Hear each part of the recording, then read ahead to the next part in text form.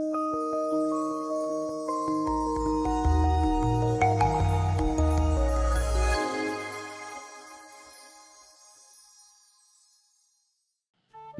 मेरा नाम इंजीनियर शैलेश गुप्ता है। मैं एक वास्तुशास्त्री और सिविल इंजीनियर हूँ।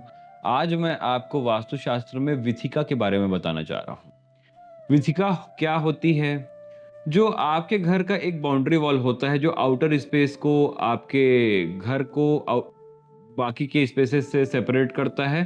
तो वह आउटर स्पेस और आपके घर के स्पेस के बीच में जो गलियारा होता है, उसको विथिका कही जाती है। विथिका मतलब एक ओपन बरामदा, ओपन वरांडा जो होता है उसको हम विथिका कहते हैं। विथि का अर्थ है जिसमें चला जा सकता है, भ्रमण किया जा सकता है। विथिका का अर्थ यही है।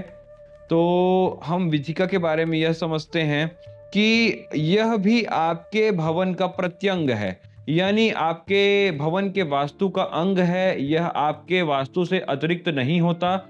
जो मुख्य भवन है उसके अतिरिक्त यह विथिका और चार दीवारी जो आपकी है बाउंड्री वॉल, वह भी मायने रखती है।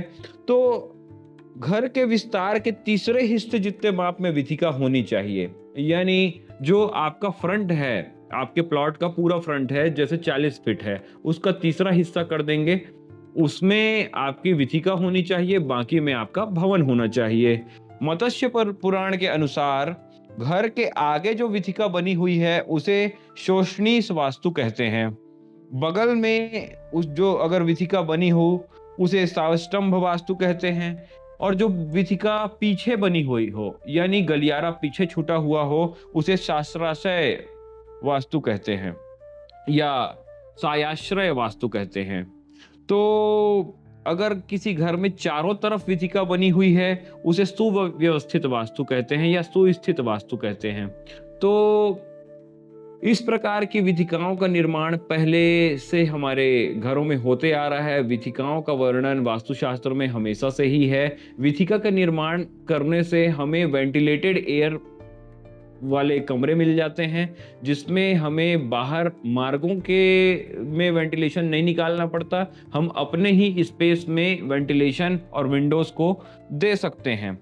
भवन की ऊंचाई और चौड़ाई के अनुसार निवास योग्य स्थान जो होता है, ऊंचाई और चौड़ाई को सुव्यवस्थित करने के बाद जो निवास स्थान बनता है, जो कमरे बनते हैं, उसे शाला कहते हैं। विस्तार के बराबर ऊंचाई वाले शाला को सांतिक, चौड़ाई के सवा भाग ऊंचे को पौष्टिक, 1.5 भाग ऊंचे को जयद और 3/4 ऊंचे को धन और चौड़ाई की दुगनी ऊंचाई वाले शाला को अद्भुत नाम दिया गया है। यह नामकरण चौड़ाई के आधार पे है, यानी यदि आपका घर का चौड़ाई है 30 फीट और ऊंचाई है 60 फीट, तो उसे अद्भुत कहा जाएगा। 3/4 ऊंचे को धन कहा जाएगा और सवा भाग ऊंचे को पौष्टिक और 1.5 भाग ऊंचे को जयद कहा जाएगा। लोग खुद ही अपने आप को इतना मोटा कर लेते हैं, उसके बाद फिर चल नहीं पाते और फिर मोटा होने के बाद ये सोचते हैं कि अब चलकर पतला हुआ जाए, तो ये तो संभव होता नहीं है। इसमें हमें ये समझना चाहिए इस व्यंग से कि हम अपने वास्तु को पहले ही खराब ना करें। खराब होने के बाद जब हम सुधार की कोशिश करते हैं, तो खराब होने के कारण, वास्तु दोषों के कारण हमारे सारे प्रयास असफल हो जाते हैं और हम अपने वास्तु को ठीक नहीं कर पाते।